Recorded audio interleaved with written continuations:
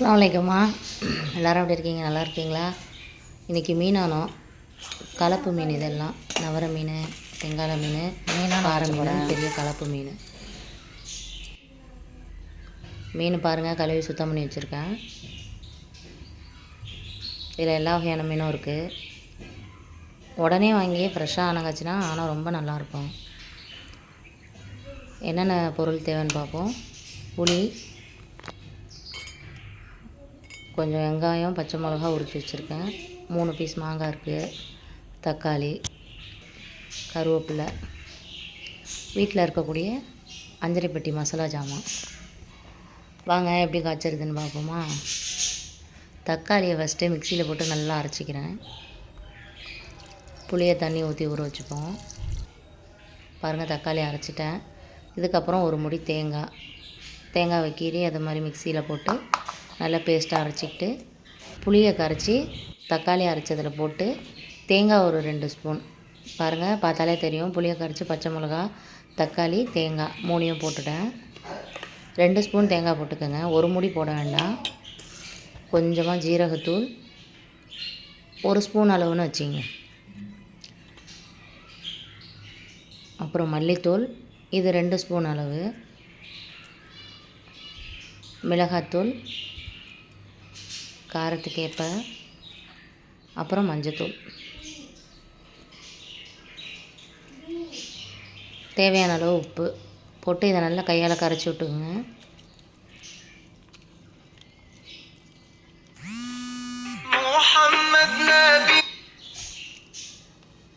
இதை நல்லா கரைச்சி வச்சுட்டு இப்போ நம்ம தாளிச்சிடலாம். தாளிப்புக்கு ஒரு பாத்திரத்தை வச்சு நல்லா சூடு பண்ணிக்குவோம்.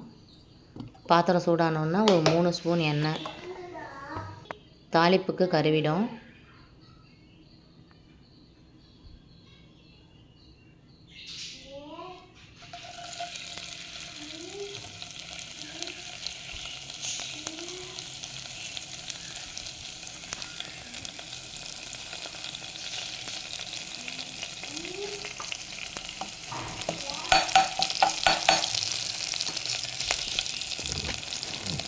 கொஞ்சம் உரித்து சின்ன வெங்காயம்,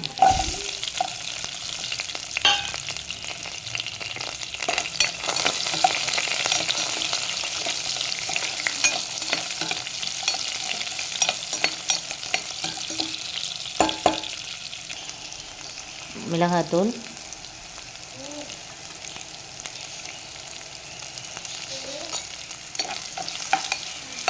நல்லா செவக்காயிட்டுங்க. தீஞ்சிடக்கூடாது மிளகாத்தூள் எப்போவுமே. கலர் மாறாமல் பார்த்துக்கிறது நம்மளோட பொறுப்பு. இப்போ கருவேப்பிலை போட்டு நல்லா வதக்கிட்டு கரைச்சி வச்சுருக்க ஆணத்தை இதில் ஊற்றிட வேண்டியதான்.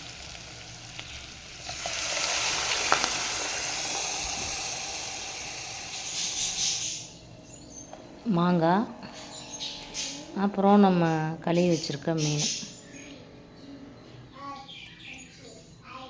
வறுக்கிறதுக்கு கொஞ்சம் எடுத்துகிட்டு மீதி ஆணத்தில் போட்டுட்டேன்.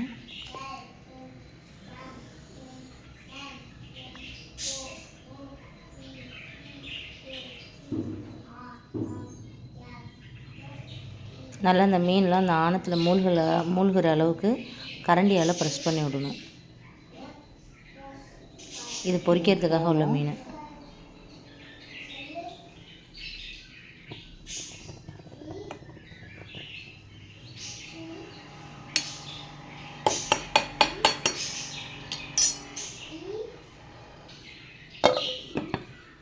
மூடிட வேண்டியதான். ஆணம் கொதிக்காமல் எப்போவுமே திறக்கக்கூடாது. ஆணத்தோட ஸ்மெல்லு கெட்டுரும். கொதித்து வாசம் வந்தோன்னா ஆணத்தை திறந்துடுங்க. இப்போ மீன் பொரிக்கிறதுக்கு எடுத்துக்கலாம்.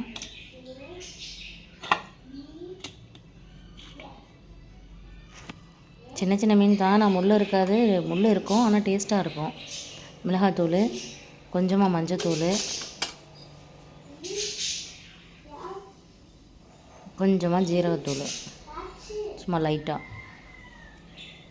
அது கூடவே தக்காளி சாறு கொஞ்சம் ஒரு பாதி எடுத்து தக்காளியை நல்லா நசுக்கி பிழிஞ்சிக்கோங்க. தேவையான அளவு உப்பு. தென் தக்காளியை கையாலேயே நசுக்கி விடுங்க. இந்த தக்காளி அந்த மீனோடு வேகும் போது அந்த சுவை நல்லாயிருக்கும். இப்படி பெசரி ஊற வச்சுருங்க. ஆணம் ஒரு பக்கம் நல்லா கொதிச்சிருச்சு, ஆணம் ரெடியாகிடுச்சு. இது மாதிரி நல்லா கொதித்த பிறகு தான் ஆணத்தை எப்போவுமே திறக்கணும். இடையில திறந்து பார்க்கக்கூடாது. புதுசாக ஆணம் காய்ச்சிறவங்க தயவு செஞ்சு திறக்காதீங்க. நல்லா செட் ஆகிடுச்சு. இப்போ மல்லி இலை போட்டுக்கலாம். ஆணம் ரெடி. அடுப்பை ஆஃப் பண்ணிடலாம். இது மாதிரி புதுசாக காய்ச்சிறவங்க இதே அளவில் காய்ச்சி பாருங்கள். ஆணம் உண்மையிலே ரொம்ப நல்லாயிருக்கும். இப்போது தேங்காய் பால் மணக்க தக்காளி சாறு எப்படி வைக்கிறதுன்னு பார்க்கலாம். ஒரு மண் பாத்திரத்தில் 1 ஸ்பூன் நெய் போட்டுக்கிட்டு அந்த நெய் நல்லா கரைஞ்ச உடனே கொஞ்சமாக ஒரு 10 இன்ச் அளவுக்கு வெந்தயம் எடுத்து போடணும். ஆனால் வெந்தயம் கருகக்கூடாது, வெடிக்கணும். ஆனால் அடுப்பை சிம் பண்ணி நல்லா அந்த வெந்தயத்தை வெடிக்க விடுங்க. ஆனால் தீஞ்சு போகக்கூடாது.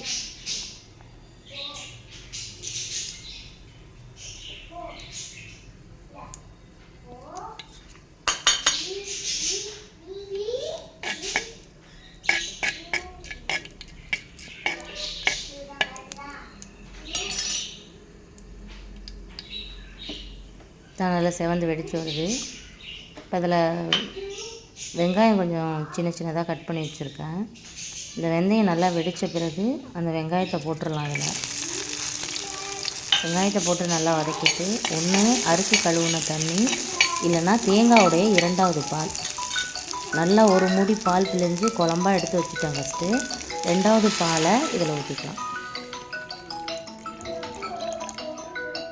இந்த தண்ணி நுரை கட்டும் போது அதில் உப்பு போட்டுட்டு நீ என்கிட்ட சொல்லு கீரையை போட்டுடணும். கொதிக்கக்கூடாது, நுரைச்சி வரணும். இப்போ அந்த கீரையை போட்டுடணும். கீரை கொதிக்க விடுறதுல கீரையுடைய பச்சை கலர் மாறக்கூடாது. பச்சை மாறாமல் கீரை ஆக்கணுன்னா அதனுடைய சத்துக்களும் அப்படியே இருக்கும், இன்னொன்று அந்த டேஸ்ட்டும் மாறாமல் இருக்கும். இப்போது அதை மூடி போட்டு ஒரு 5 நிமிஷம் நல்லா கொதிக்க விடுவோம்.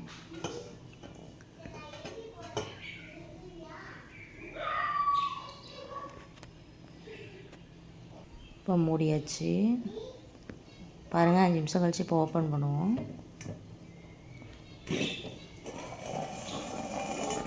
நல்லா கொதிக்குது. நல்லா எல்லா பக்கமும் கிண்டி விடுவோம். வெந்திருக்கு. எல்லா பகுதியும் நல்லா பரட்டி விட்டோன்னா நல்லா வெந்துடும். இப்போ அந்த எடுத்து வச்சுருக்க 1 கப்பு ஃபஸ்ட்டு தேங்காய் பாலை இதில் ஊற்றிட்டு அடுப்பை அணைச்சிடணும். பால் ஊற்றின உடனே கொதிக்க விடக்கூடாது. இதுதான் தேங்காய் பால் ரசம். உடம்புக்கு நல்லது, வயிற்று புண்ணு, வாய் புண்ணுக்கெலாம் நல்லது, குழந்தைங்களுக்கு ரொம்பவே நல்லது. நீங்களும் செஞ்சு சாப்பிடுங்க. இப்படி தான் வைக்கணும். இப்போ மீன் பொரிச்சிடலாம். அடுத்தது ஒரு வழியாக ஆணமும் தேங்காய் பால் ரசமும் ரெடி ஆகிடுச்சு. இப்போ மீன் பொரிக்க போகிறோம். சேனலை பார்க்குறவங்க மறக்காமல் சப்ஸ்கிரைப் பண்ணுங்கள், லைக் பண்ணுங்கள். வீடியோ பிடிச்சிருந்தா எல்லாருக்கும் ஷேர் பண்ணுங்கள். இதுபோல் இன்னொரு நல்ல வீடியோவில் மறுபடியும் உங்களை நான் சந்திக்கிறேன். மீன் பொரிச்சு தான் வேலை முடிஞ்சிடுச்சு. இன்றைக்கி நம்ம வீட்டு சாப்பாடு நகர மீனானம், தேங்காய் பால் ரசம், மீன் பொரிச்சாச்சு. இன்றைக்கி தான் நம்ம வீட்டு சாப்பாடு. வீடியோ பிடிச்சிருந்தா லைக் பண்ணுங்கள், ஷேர் பண்ணுங்கள், கமெண்ட் பண்ணுங்கள். மறக்காமல் சேனலை சப்ஸ்கிரைப் பண்ணுங்கள். யாருக்கெல்லாம் இந்த மீன் பிடிக்கும்னு கமெண்ட்டில் சொல்லுங்கள். அஸ்ஸலாமு அலைக்கும்.